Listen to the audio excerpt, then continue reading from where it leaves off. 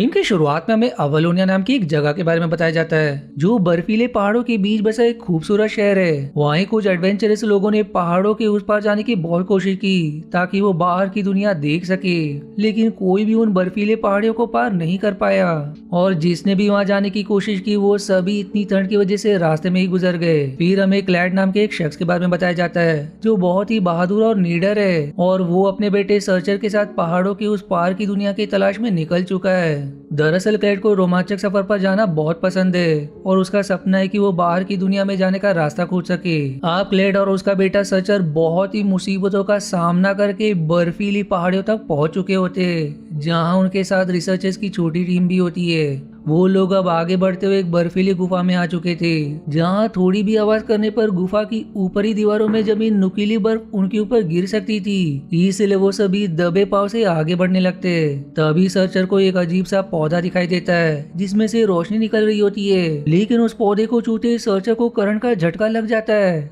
जिसके कारण वो शोर कर देता है और अब उसके ऐसा करते ही गुफा की नुकीली बर्फ नीचे गिरने लगती है। इधर क्लेड और रिसर्चर्स की टीम उस गुफा से बाहर की ओर भागने लगती है जबकि वो नुकीली बर्फ की वजह से सर्चर एक विशालकाय गड्ढे में गिरने लगता है जिस पर फिर क्लेड बड़ी बहादुरी से उसकी जान बचाकर उसे गुफा से बाहर निकाल लाता है। अब यहाँ से वो लोग फिर से आगे बढ़ने लगते क्योंकि उन्हें काफी लंबा रास्ता तय करना था, लेकिन सर्चर उन्हें रोकते हुए उस पौधे के बारे में बताता है क्योंकि उसका कहना था कि उस पौधे से हम बिजली बना सकते। पर क्लेड जिसे पहाड़ों के उस पार की दुनिया देखनी थी वो सर्चर को आगे बढ़ते रहने की सलाह देता है क्योंकि क्लेड के मुताबिक उन रिसर्चर्स को बाहर की दुनिया में कुछ ऐसा मिल सकता है जिससे एवेलोनिया की तकदीर बदल सकती है। लेकिन इस बार को लेकर सर्चर और क्लेड एक दूसरे के खिलाफ खड़े हो जाते क्योंकि सर्चर का मानना था कि इस पौधे की मदद से एवेलोनिया की तस्वीर बदल सकती है जबकि क्लेड आगे के एडवेंचर पर जाना चाहता था। तब उन दोनों की बहस रुकवाने के लिए कैलिस्टो नाम की महिला जो रिसर्चर टीम की हेड थी वो क्लेड के बेटे सर्चर का पक्ष लेती है क्योंकि बाहर की दुनिया में क्या है ये किसी को नहीं पता, जबकि ये पौधा उनकी नजरों के सामने है। आप कैलिस्टो को सर्चर का पक्ष लेता देख क्लेड समझ जाता है कि वो सब उसकी तरह एडवेंचरस नहीं है, इसलिए वो अपने बेटे को एक कंपास देकर अकेले ही आगे बढ़ जाता है। फिर सीन शिफ्ट होकर हमें 25 साल बाद का समय दिखाया जाता है जब उस पौधे की वजह से पूरे एवेलोनिया की सूरत ही बदल चुकी थी। वहीं सर्चर भी अब उस पौधे की खेती किया करता था और उसने रिसर्चर्स के साथ मिलकर इस पौधे का नाम पैंडो रखा था। पैंडो की वजह से एवेलोनिया में कार्स, इलेक्ट्रिसिटी, रेडियो, टीवी और ना जाने कितनी तरह की चीजों का आविष्कार संभव हो पाया था जिस कारण एवेलोनिया के लोग सर्चर का बहुत सम्मान किया करते थे। यहाँ फिर हम सर्चर के परिवार को भी देखते जिसमें उसकी पत्नी, एक बेटा नेम ईथन और एक पालतू कुत्ता होता है, पर उसके पिता अब भी अपने सफर से वापस नहीं आए थे जिसका मतलब ये हो सकता है कि शायद वो भी बाकी लोगों की तरह उन बर्फीली पहाड़ियों को पार करते मारे गए। अब आगे वो और ईथन मिलकर पैंडो को डब्बों में पैक करने लगते जबकि सर्चर की पत्नी एक छोटे प्लेन की मदद से पैंडो की फसल पर दवा का छिड़काव कर रही होती है, लेकिन फिर अचानक से उसका प्लेन बंद पड़ जाता है जिसकी बैटरी चेक करके सर्चर बताता है कि इसमें बैटरी पावर ही नहीं है। जो ऐसा कहकर उसके बैटरी पैक में कुछ पैंडो डाल देता है जिससे उसकी बैटरी फुल हो जाती है।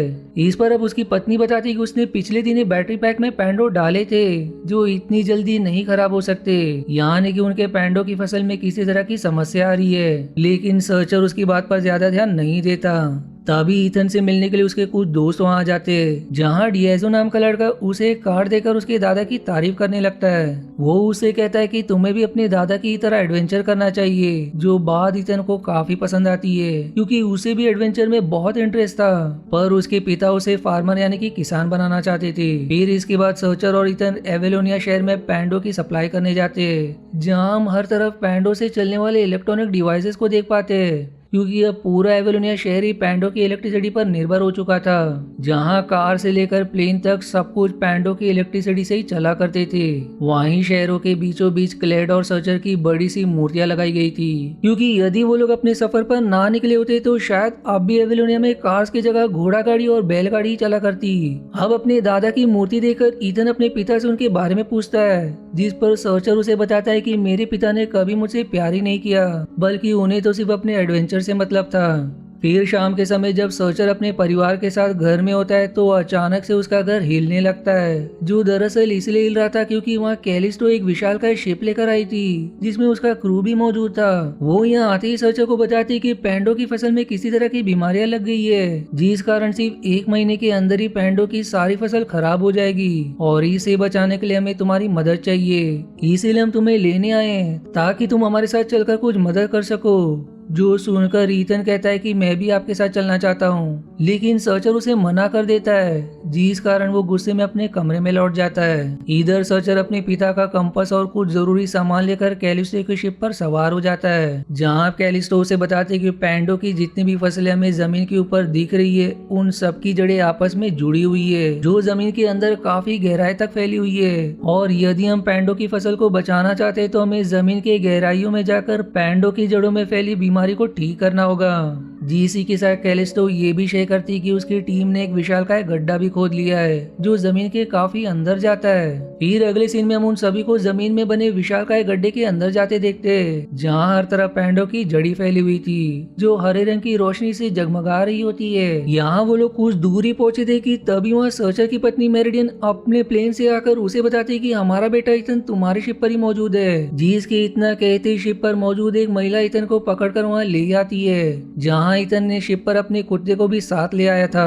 तब सर्चर उसे अपनी माँ के साथ वापस जाने के लिए कहता है, पर उसी समय कुछ गुलाबी रंग के ड्रैगन जैसे जीव उस पर हमला कर देते हैं, जिस हमले में वो ड्रैगन शिप के पायलट को बाहर फेंक देते, जिस कारण उनका शिप बेकाबू होकर जमीन की गहराइयों में गिरने लगता है। इस पर मेरिडियन कैसे तो करके खुद उस शिप की कमांड संभालती है, जहाँ वो उन ड्रैगन जैसे जीवों से बचते हुए एक झिल्ली नुमा जैसी जगह में छेद करके उस शिप को जमीन के अंदर की दुनिया में पहुंचा देती है। लेकिन अब तक उनका शिप काफी चोट खा चुका था, जिस कारण अब उसमें झटके आने लगते हैं और इस झटके की वजह से सर्चर और उसका कुत्ता शिप से नीचे गिर जाते हैं, जबकि बाकी लोग शिप के साथ काफी दूर निकल जाते हैं। वहाँ वो लोग किसी तरह शिप को रोककर उसकी मरम्मत करने का फैसला करते हैं, क्योंकि बिना शिप को ठीक किए ना तो वो सर्चर को ढूंढ सकते और ना ही पैंडो की जड़ों को ठीक करके वापस जा सकते हैं। लेकिन जब वो लोग शिप की मरम्मत करने में लगे हुए थे तो ईथन चुपके से एक स्कूटर लेकर अपने पिता की तलाश में निकल जाता है। उधर दूसरी तरफ सर्चर और उसके कुत्ते के ऊपर कुछ विशालकाय जीव हमला कर देते, जिनके हमले में वो दोनों मारे ही जाते।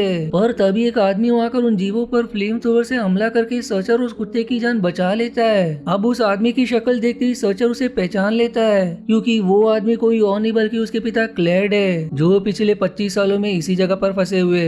जिसके बाद सीन शिफ्ट होकर वापस से ईथन की तरफ मुड़ जाती है, जो अपनी स्कूटर को एक खाई के पास रोककर दूर मौजूद रहस्यमय जीवों को देख ही रहा था कि तभी उसके नीचे की जमीन ऊपर उठने लगती है। दरअसल उसने उड़ने वाले एक जीव के ऊपर अपनी स्कूटर को खड़ा कर दिया था, जिस कारण वो जीव उसकी स्कूटर को लेकर ऊपर उड़ जाता है। लेकिन इस सब में ईथन नीचे गिरकर एक गुफा के पास पहुंच जाता है, जिसके अंदर जाने पर उसे एक नीले रंग का जीव मिलता है, जिसके हाथ में सर्चर का रुमाल था, जो देखकर ईथन उसे अपने पिता के बारे में पूछता है। जिस पर वो जीव ईथन को उस जगह ले जाने लगता है जहाँ उसे ये रुमाल मिला था। वहीं इस तरफ क्लेड सर्चर से बताता है कि जब मैं बर्फीली पहाड़ियों से पार जाने का रास्ता ढूंढ रहा था तो मुझे एक गुफा दिखाई दी, जिसके अंदर जाने पर वहाँ की जमीन टूट गई और मैं इस दुनिया में आ गया। वो ये भी शेयर करते हैं कि यहाँ मैंने बहुत सी जीवों का बहादुरी से सामना करके इस दुनिया से बाहर निकलने की काफी कोशिश की, लेकिन मैं यहाँ से बाहर नहीं निकल पाया, क्योंकि बीच रास्ते में एक नदी पड़ती है जिसमें तेजाब जैसा पानी है और उसे पार करना नामुमकिन है। लेकिन मैंने तुम्हारी फ्लाइंग मशीन को देखा है, जिसकी मदद से हम उस तेजाब वाली नदी को पार करके इस दुनिया से बाहर निकल सकते हैं। अब काफी आगे जाने पर क्लेयर को वही कार्ड मिलता है जो ईथन को डीएसओ ने दिया था, जो देखकर सर्चर बताता है कि उसके बेटे का है, जो आसपास ही मौजूद होगा। इसलिए वो दोनों ईथन की तलाश में निकल जाते हैं, जबकि ईथन को एक जगह पैंडो मिलता है जो उनकी शिप से नीचे गिर गया था, इसलिए वो उन्हें अपने बैग में रखने लगता है। और अब उसे ऐसा करता देख वो नीला जीव खुद भी एक पैंडो को अपने हाथ में ले लेता है, लेकिन ऐसा करते उसे बहुत जोर का एक झटका लगता है, क्योंकि पैंडो में बहुत तेज इलेक्ट्रिसिटी मौजूद थी। इस पर अब ईथन उसके हाथ में दवा लगाकर अपने पिता का रुमाल बांध देता है, और उसी समय बहुत सारे विशालकाय जीव ईथन को घेर लेते,